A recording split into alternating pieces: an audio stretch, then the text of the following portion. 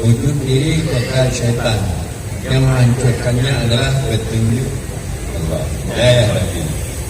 Untuk mendapat hidayahnya, menggunakan tarikat sufi.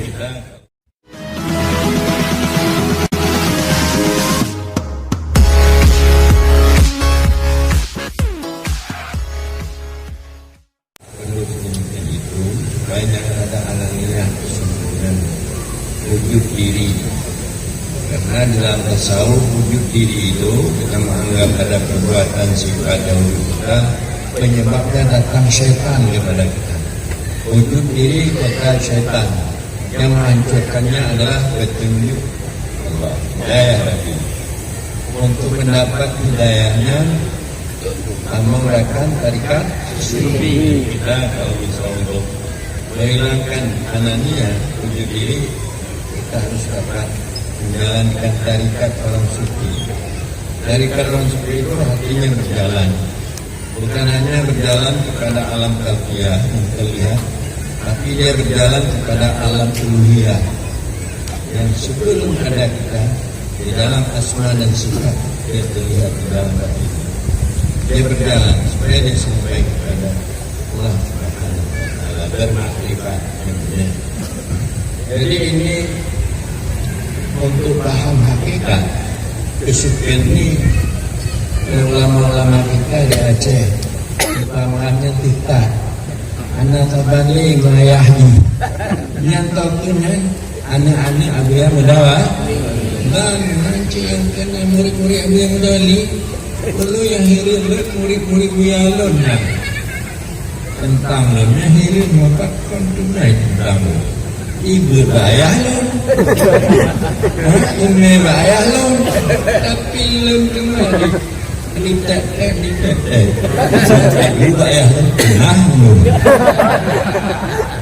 Jadi kalau ingin supaya kami sampaikan kepada bukan dua bayah lon, karena ayah lon lebih tahu ayah lon daripada muridnya, lebih tahu karena mungkin jadi berarti menurut sampaikan karena kaheknya perjuangan terkesal ini masa konflik wajah berkali-kali, tsunami hanya 2 bulan hanya wajah itu, tapi macam-macam fitnah. Kalau untuk yang fitnah murid-murid ayah lo yang balik-balik, yang bantah-bantah yang malam gua lejak lalu kelak Abu Jahal padahal anak murid ayah nanti, tapi gelak berkah. Jadi mana ini muhabihnya udah watan Singapura, Malaysia lah. Dekat di tempat murid-murid ayahnya makan belum dah, anak boleh. Jadi ini mudah-mudahan supaya tanya berkembang ajaran tasawuf kembali di Aceh, supaya Acehnya membeli mengutamakan keadilan, tapi mengutamakan keimanan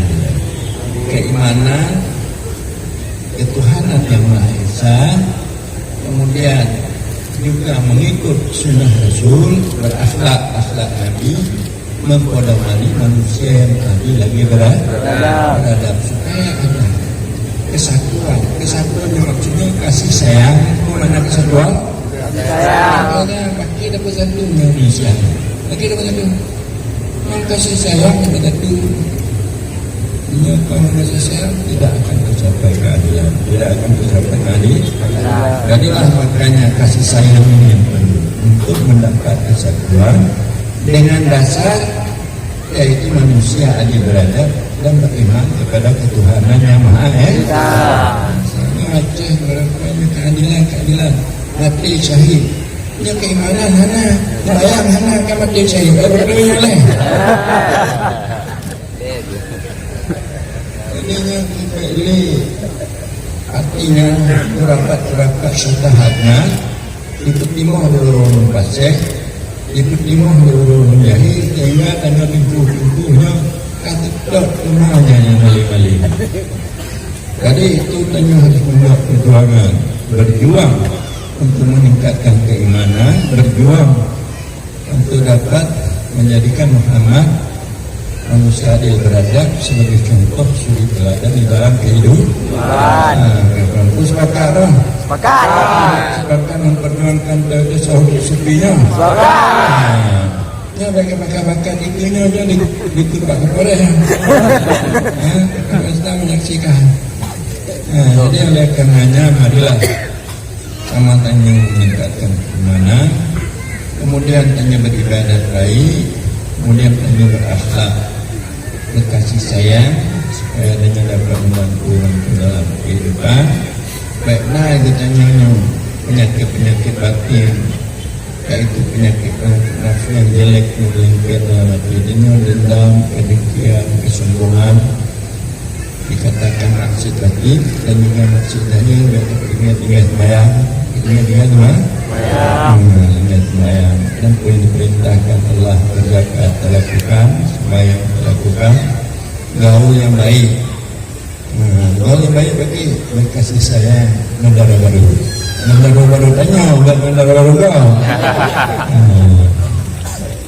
Ya kali pasti kali menteri dengan anak nama oleh anak ayah dan tema karena bisa terdidik dengan baik dan juga dengan tetangga dan dengan masyarakat. Jadi nyakut dari sahur, nyata pegang dari sahur. Ujung yang ujung, anak ujung ni debatnya lah. Benar je kan, ada pengaruh ujung ni. Allah. Jadi ada